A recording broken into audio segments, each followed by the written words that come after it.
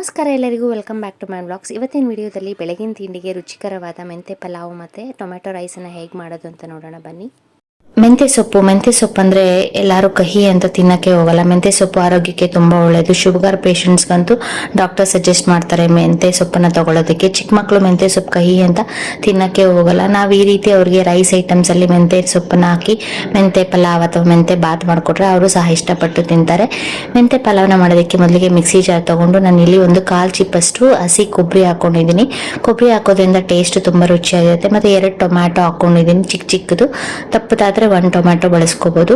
ನಾವು rice quantity ಜಾಸ್ತಿ ಮಾಡಿದಷ್ಟು ಟೊಮ್ಯಾಟೊ, ಬೆಳ್ಳುಳ್ಳಿ, ಶುಂಠಿ ಎಲ್ಲ ಜಾಸ್ತಿ ಹಾಕೋಬೇಕಾಗುತ್ತೆ. ಬೆಳ್ಳುಳ್ಳಿ 1 ಹಿಡಿಯಷ್ಟು, 1/4 ಇಂಚಷ್ಟು ಶುಂಠಿ, ಸ್ವಲ್ಪ ಕೊತ್ತಂಬರಿ ಸೊಪ್ಪು ಮತ್ತು ಸ್ವಲ್ಪ ಪುದೀನನ ಹಾಕ್ಕೊಂಡು ನುಣ್ಣಕ್ಕೆ ರುಬ್ಕೋತಾ ಇದ್ದೀನಿ. ರುಬ್ಕೊಂಡು ಮಸಾಲೆ ರೆಡಿ ಮಾಡ್ಕೊಂಡಿದ್ದೀನಿ ಪಲಾವ್ಗೆ.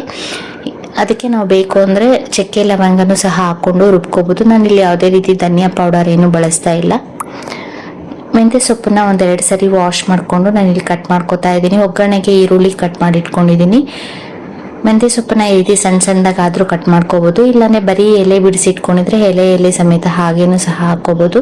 ನಾವು ಎಷ್ಟೇ ಮೆಂತ್ಯ ಸೊಪ್ಪು ಹಾಕಿದ್ರೂ ಫ್ರೈ ಮಾಡ್ತಾ ಇಷ್ಟ ಆಗಿಬಿಡುತ್ತೆ. ಅಕ್ಕಿ 2 ಲೋಟ ಅಷ್ಟು ಚಿಕ್ಕ ಲೋಟದ ಅಕ್ಕಿನ ನಾನು ತೊಳೆದು ಒಂದು 5 ನಿಮಿಷ ನೆನೆಸಿಟ್ಕೊಂಡಿದ್ದೀನಿ. ಈಗ ಕುಕ್ಕರ್ ಇಟ್ಕೊಂಡು ಅದಕ್ಕೆ 1 ಟೇಬಲ್ ಸ್ಪೂನ್ ಎಣ್ಣೆ ಹಾಕ್ಕೊಂಡು ನಾವು ಬೇಕು ಅಂದರೆ ಅರ್ಧ ತುಪ್ಪ ಅರ್ಧ ಎಣ್ಣೆ ಸಹ ಹಾಕ್ಕೋಬೋದು. ಅದಕ್ಕೆ ಒಂದು ಸ್ವಲ್ಪ ಸೋಂಪು, ಚಕ್ಕೆ, ಲವಂಗ, ಮೊಗ್ಗು, ಏಲಕ್ಕಿ ಮತ್ತು ಪಲಾವ್ ಎಲೆ ಹಾಕ್ಕೊಂಡಿದ್ದೀನಿ. ಇಷ್ಟನ್ನು ಎಣ್ಣೆಯಲ್ಲಿ ಒಂದು ಸ್ವಲ್ಪ ಹೊತ್ತು ಫ್ರೈ ಮಾಡಿಕೊಂಡು ಈಗ ನಾನು ಕಟ್ ಮಾಡಿ ಇಟ್ಕೊಂಡಿರೋ ಈರುಳ್ಳಿ ಹಾಕೋತಾ ಇದ್ದೀನಿ. ಈರುಳ್ಳಿ ಲೈಟ್ ಬ್ರೌನ್ ಕಲರ್ ಆಗೋವರೆಗೂ ಫ್ರೈ ಮಾಡ್ಕೋಬೇಕು. ತುಂಬ ಡಾರ್ಕ್ ಬ್ರೌನ್ ಏನಾಗೋದು ಬೇಡ, ಸ್ವಲ್ಪ ಲೈಟ್ ಬ್ರೌನ್ ಕಲರ್ ಆಗೋವರೆಗೂ ಫ್ರೈ ಮಾಡಿಕೊಂಡು ನಾವು ಕಟ್ ಮಾಡಿ ಇಟ್ಕೊಂಡಿರೋ ಮೆಂತ್ಯ ಸೊಪ್ಪನ್ನು ಹಾಕೋಬೇಕು. ಮೆಂತ್ಯ ಸೊಪ್ಪನ್ನು ಹಾಕಿ ಮೆಂತ್ಯ ಸೊಪ್ಪು ಸ್ವಲ್ಪ ಸಾಫ್ಟ್ ಆಗೋವರೆಗೂ ಎಣ್ಣೆಯಲ್ಲಿ ಹುರ್ಕೋಬೇಕು. ಈ ರೀತಿ ಮೆಂತ್ಯ ಸೊಪ್ಪನ್ನ ಎಣ್ಣೆಯಲ್ಲಿ ಹುರ್ಕೊಳ್ಳೋದ್ರಿಂದ ಸೊಪ್ಪು ಕಹಿ ಆಗಿರುತ್ತಲ್ಲ, ಆ ಕಹಿ ಅಂಶ ಎಲ್ಲ ಹೊಟ್ಟೋಗ್ಬಿಡುತ್ತೆ. ನಾವು ಮೆಂತ್ಯ ಸೊಪ್ಪನ್ನ ಒಂದು ಅರ್ಧ ಕಟ್ ಹಾಕಿದ್ರೆ ಅದು ಫುಲ್ಲು ಎಣ್ಣೆಯಲ್ಲಿ ಫ್ರೈ ಮಾಡ್ತಾ ಇಷ್ಟು ಸೊಪ್ಪು ಆಗ್ಬಿಡುತ್ತೆ. ಆ ರೀತಿ ನಾವು ಎಣ್ಣೆಯಲ್ಲಿ ಸ್ವಲ್ಪ ಹೊತ್ತು ಫ್ರೈ ಮಾಡ್ಕೋಬೇಕು. ತುಂಬ ಹೊತ್ತು ಏನ್ಬೇಡ, ಒಂದು ಸ್ವಲ್ಪ ಹೊತ್ತು ನಾವು ಎಣ್ಣೆಯಲ್ಲಿ ಫ್ರೈ ಮಾಡಿದ ತಕ್ಷಣ ಮೆಂತ್ಯ ಸೊಪ್ಪು ಸಾಫ್ಟ್ ಆಗಿಬಿಡತ್ತೆ. ಎಣ್ಣೆಯಲ್ಲಿ ಫ್ರೈ ಮಾಡ್ಕೊಂಡಿದ್ದಾದ್ಮೇಲೆ ಇದಕ್ಕೆ ನಾವು ರುಬ್ಬಿಟ್ಕೊಂಡಿರೋ ಮಸಾಲೆ ಹಾಕೋತಾ ಇದ್ದೀನಿ.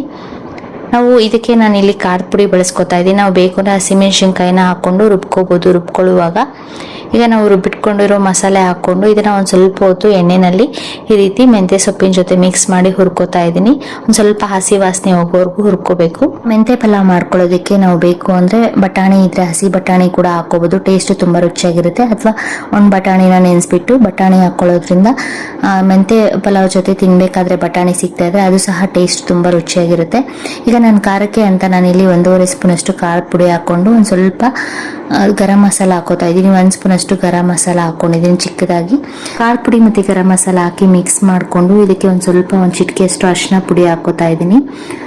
ಅರಿಶಿನ ಪುಡಿ ಹಾಕಿ ಮಸಾಲೆ ಜೊತೆ ಮಿಕ್ಸ್ ಮಾಡಿಕೊಂಡು ನಾವು ತೊಳೆದಿಟ್ಕೊಂಡಿರೋ ಅಕ್ಕಿನ ನಾನಿಲ್ಲಿ ಹಾಕೋತಾ ಇದ್ದೀನಿ. ಅಕ್ಕಿನ ಹಾಕಿ ಮಸಾಲೆ ಜೊತೆ ಮಿಕ್ಸ್ ಮಾಡಿ ಒಂದು ಸ್ವಲ್ಪ ಹೊತ್ತು ಎಣ್ಣೆಯಲ್ಲಿ ಮಿಕ್ಸ್ ಮಾಡಿ ಹುರ್ಕೊಂಡಿದ್ದಾದ್ಮೇಲೆ ನಾನಿಲ್ಲಿ 2 ಲೋಟ ಅಕ್ಕಿಗೆ 4 ಲೋಟ ಅಷ್ಟು ನೀರು ಹಾಕೋತಾ ಇದ್ದೀನಿ. ನಾವು ಯಾವಾಗಲೂ ಮೆಂತೆ ಭಾತನ ಮಾಡ್ಕೋತಾ ಇರ್ತೀವಿ, ಅದಕ್ಕೆ ಯಾವುದೇ ರೀತಿ ಮಸಾಲೆ ಎಲ್ಲ ರುಬ್ಕೊಂಡು ಹಾಕೊಳ್ಳಲ್ಲ. ಈ ರೀತಿ ನಾವು ಸಿಂಪಲ್ಲಾಗಿ ಒಂದು ಸ್ವಲ್ಪ ಕೊಬ್ಬರಿ ಹಾಕಿ ಮಸಾಲೆ ರುಬ್ಬಿ ಹಾಕೋದ್ರಿಂದ ಟೇಸ್ಟ್ ತುಂಬ ಚೆನ್ನಾಗಿರುತ್ತೆ ಮೆಂತೆ ಪಲಾವು.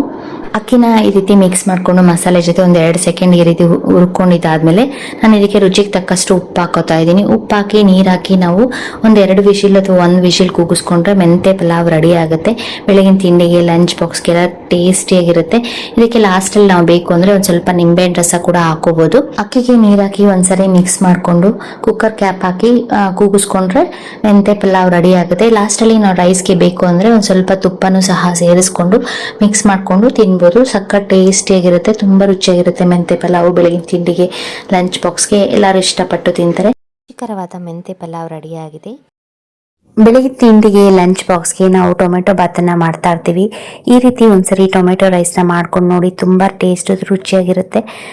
ಲಂಚ್ ಬಾಕ್ಸ್ಗೂ ಚೆನ್ನಾಗಿರುತ್ತೆ, ಬ್ರೇಕ್ಫಾಸ್ಟ್ಗೂ ಚೆನ್ನಾಗಿರುತ್ತೆ. ಟೊಮೆಟೊನ ಕಟ್ ಮಾಡಿ ಇಟ್ಕೊಂಡಿದ್ದೀನಿ. ಅದ್ರ ಜೊತೆಗೆ ಒಗ್ಗರಣೆಗೆ ಈರುಳ್ಳಿನೂ ಸಹ ಕಟ್ ಮಾಡಿ ಇಟ್ಕೊಂಡು ನಾನಿಲ್ಲಿ ಚಕ್ಕೆ, ಲವಂಗ, ಮರಾಠಿ ಮೊಗ್ಗನ್ನ ತೆಗೆದಿಟ್ಕೊಂಡಿದ್ದೆ. ಮೊದಲಿಗೆ ಬಾಣಲಿ ಇಟ್ಕೊಂಡು ಅದಕ್ಕೆ 1 ಟೇಬಲ್ ಸ್ಪೂನ್ ಎಣ್ಣೆ ಹಾಕ್ಕೊಂಡು ನಾವು ಅರ್ಧ ತುಪ್ಪ ಅರ್ಧ ಎಣ್ಣೆ ಆದರೂ ಹಾಕ್ಕೋಬೋದು.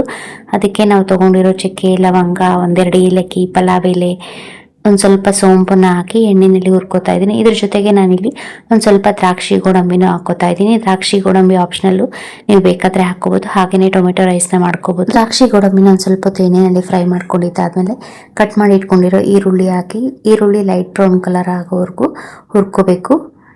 ಜೋರು ಉರಿನಲ್ಲಿ ಇಡೋದಕ್ಕಿಂತ ಮೀಡಿಯಮ್ ಉರಿಯಲ್ಲಿ ಇಟ್ಕೊಂಡು ಹುರ್ಕೊಂಡ್ರೆ ಒಳ್ಳೆಯದು, ಬೇಗ ಸೀದೋಗ್ಬಿಡುತ್ತೆ. ಇಲ್ಲಾಂದರೆ ಈರುಳ್ಳಿ ಫ್ರೈ ಆಗೋಷ್ಟರಲ್ಲಿ ನಾನಿಲ್ಲಿ ಮಿಕ್ಸಿ ಜಾರ್ ತೊಗೊಂಡು ಅದಕ್ಕೆ ಒಂದು 2ರಿಂದ 3 ಗೋಡಂಬಿ ಹಾಕ್ಕೊಂಡಿದ್ದೀನಿ. ಇದು ಸಹ ಆಪ್ಷನಲ್ಲು ಗೋಡಂಬಿ. ಇದ್ರ ಜೊತೆಗೆ ಒಂದು 1/4 ಇಂಚಷ್ಟು ಶುಂಠಿ, ಖಾರಕ್ಕೆ ಒಂದು 7ರಿಂದ 8 ಒಣಮೆಣಸಿನ್ಕಾಯಿ ಹಾಕ್ಕೊಂಡಿದ್ದೀನಿ. ನಾವು ಬೇಕಾದ್ರೆ ಹಸಿಮೆಣಸಿನ್ಕಾಯಿ ಕೂಡ ಹಾಕ್ಕೋಬೋದು.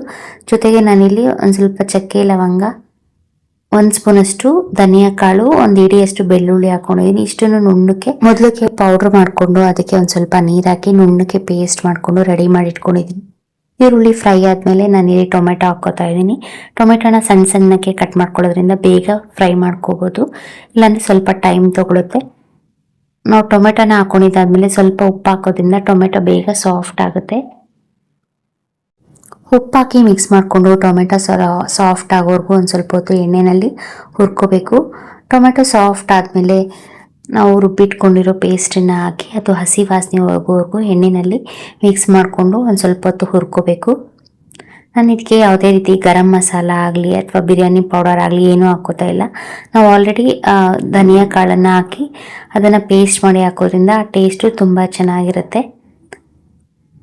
ನೀರು ಬೇಕು ಅನಿಸಿದ್ರೆ ಮಿಕ್ಸಿ ಜಾರಲ್ಲಿ ಉಳಿದಿರೋ ಖಾರಕ್ಕೆ ಒಂದು ಸ್ವಲ್ಪ ನೀರು ಹಾಕಿ ಮಿಕ್ಸ್ ಮಾಡಿ ಹಾಕ್ಕೊಂಡು ಅದನ್ನು 1-2 ಕುದಿ ಬರೋವರೆಗೂ ಚೆನ್ನಾಗಿ ಎಣ್ಣೆಯಲ್ಲಿ ಒಂದು ಸ್ವಲ್ಪ ಹೊತ್ತು ಫ್ರೈ ಮಾಡ್ಕೋಬೇಕು. ಫ್ರೈ ಮಾಡ್ಕೊಂಡಿದ್ದಾದಮೇಲೆ ಇದಕ್ಕೆ ಒಂದು ಸ್ವಲ್ಪ ಕೊತ್ತಂಬರಿ ಸೊಪ್ಪು ಮತ್ತು ಪುದೀನ ಹಾಕ್ಕೊಂಡು ಮಿಕ್ಸ್ ಮಾಡಿ ಒಂದು ಸ್ವಲ್ಪ ಹೊತ್ತು ಹುರ್ಕೋತಾ ಇದ್ದೀನಿ.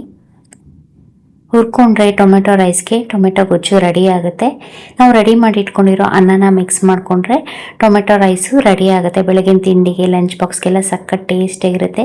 ಇದಕ್ಕೆ ನಾನು ಒಂದು ಸ್ವಲ್ಪ ಕಸೂರಿ ಮೇಥಿ ಪೌಡರು ಮತ್ತು ಅರಿಶಿನ, ಒಂದು 1/4 ಸ್ಪೂನಷ್ಟು ಅರಿಶಿನ ಲಾಸ್ಟಲ್ಲಿ ಹಾಕಿ ಮಿಕ್ಸ್ ಮಾಡ್ಕೋತಾ ಇದ್ದೀನಿ ಗೊಜ್ಜಿಗೆ. ನಾವು ಇದಕ್ಕೆ ನೀರೇನು ಹಾಕ್ಕೊಂಡಿಲ್ಲ ಅಂದರೆ ಆ ಗೊಜ್ಜನ್ನ ಹಾಗೇನೂ ಸಹ ತೆಗೆದು ನಾವು ಫ್ರಿಜ್ಜಲ್ಲಿ ಇಟ್ಟರೆ 1 ವಾರ ಅಥವಾ ಒಂದು 5 ಡೇಸ್ವರೆಗೂ ಆದರೂ ಸ್ಟೋರ್ ಮಾಡಿ ಇಟ್ಕೋಬೋದು ಫ್ರಿಜ್ಜಲ್ಲಿ ಇಡೋದ್ರಿಂದ. ಲಾಸ್ಟಲ್ಲಿ ಇದಕ್ಕೆ ನಾನು ಗೊಜ್ಜಿಗೆ ಒಂದು ಸ್ವಲ್ಪ 2 ಸ್ಪೂನಷ್ಟು ತುಪ್ಪ ಹಾಕ್ಕೋತಾ ಇದ್ದೀನಿ. ತುಪ್ಪ ಹಾಕಿ ಮಿಕ್ಸ್ ಮಾಡಿಕೊಂಡ್ರೆ ಟೊಮೆಟೊ ರೈಸ್ಗೆ ಗೊಜ್ಜು ರೆಡಿ ಆಯಿತು. ತುಪ್ಪ ಹಾಕೋದ್ರಿಂದ ಮತ್ತು ದ್ರಾಕ್ಷಿ ಗೋಡಂಬಿ ಹಾಕಿರೋದ್ರಿಂದ ಟೊಮೆಟೊ ರೈಸ್ ಟೇಸ್ಟು ತುಂಬ ರುಚಿಯಾಗಿರುತ್ತೆ.